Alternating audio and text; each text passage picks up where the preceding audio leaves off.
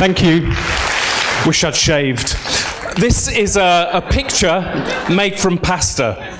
And when I was a child, I thought that's what pasta was for, gluing to paper. My mum couldn't cook, so I started cooking. At first, I cooked things from packets with instructions like creme caramel, and then I went and bought a book, and I cooked a recipe from it, and I was hooked. And then I found Elizabeth David, and I realised that I could enjoy the writing as well as the instructions for cooking. Now, you probably know about Elizabeth David. She wrote essays with recipes as a kind of exercise in memory, really.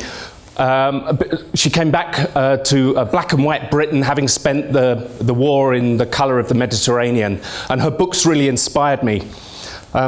Jump 30 years later, and I found myself in possession of a kind of obsessive collection of books, manuscripts, ephemera, photographs, and documentary objects, all relating to food. And I started to wonder why this had happened. I wondered if it was just an obsession, an addiction, whether it was sandbagging. And in a sort of way to answer that question, I started to share it and to ask people to come along and have a look and see what they thought. And they started to, far from running for the hills or sectioning me, they actually started to talk to me about their experience of food and how it fitted in with their lives and their biographies. And the idea for a museum was born. Something I like to show whenever I speak to somebody is the earliest printed items I have. And this is Herbarius Latinus from 1491, which was the year Henry VIII was born and Copernicus went to uni. This is a picture of a radish. It's not in English, obviously, as this is an important cookery book from the 19th century in Ottoman Turkish and printed by lithography. It has Turkish food, Ottoman palace cuisine and Arabic dishes, as well as French dishes, a bit like a 19th century cookery book that we might have. And that was an illustration for the cuts of meat. Not everything's old or very rare. I love the books of Ruth Rosen. She was very prolific. She loved to travel and she loved to collect recipes and then publish them in these tiny little eccentric books, which had wonderful titles. This one's called Pardon My Foie Gras. Alan Davidson is somebody I admire greatly. He did a lot to lay out the taxonomy, the biology, and the culinary uses of fish. And he's very well represented in the collection. We have a lot of items relating to his work, including illustrations from his cookbooks, including this one, which is a very rare fish. A more traditional thing might be Mrs. Glass, Hannah Glass's cookbook from the 18th century. She was very popular at the time, and it's very easy to cook from this book today.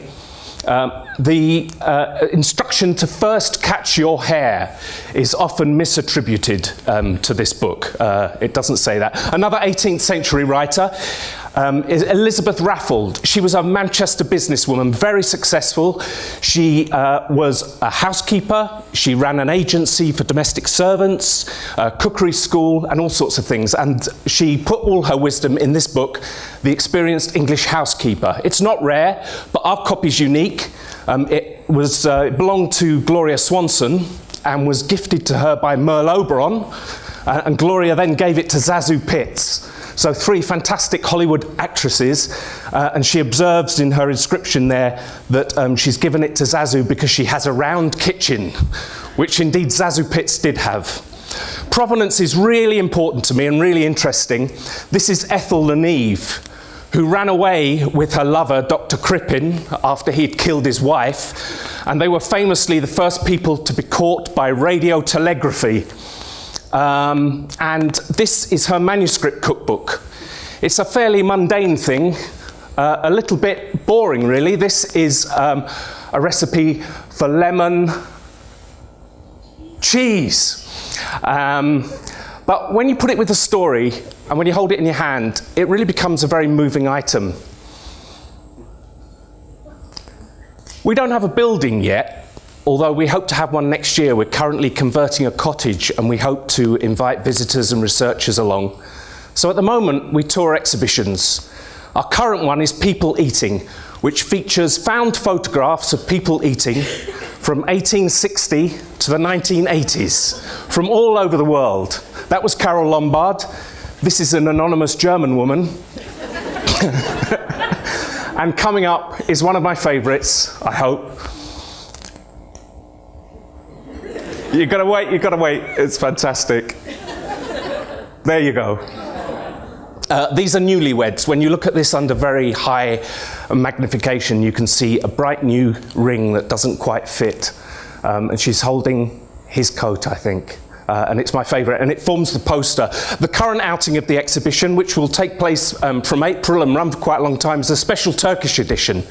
And once we've finished with People Eating, we're going to mount the exhibition Microwave Magic, which will tour the country. I'm looking to restore the reputation of the microwave. I feel that it never quite lived up to its promise that it made to me in childhood to be a space-age mysterious way of cooking, and I want to rectify that. I also look after the Fanny Craddock archive, and there are hundreds of photographs, Fanny's letters, her notebooks and her scrapbooks, and some very odd personal items, including all of Johnny's hats.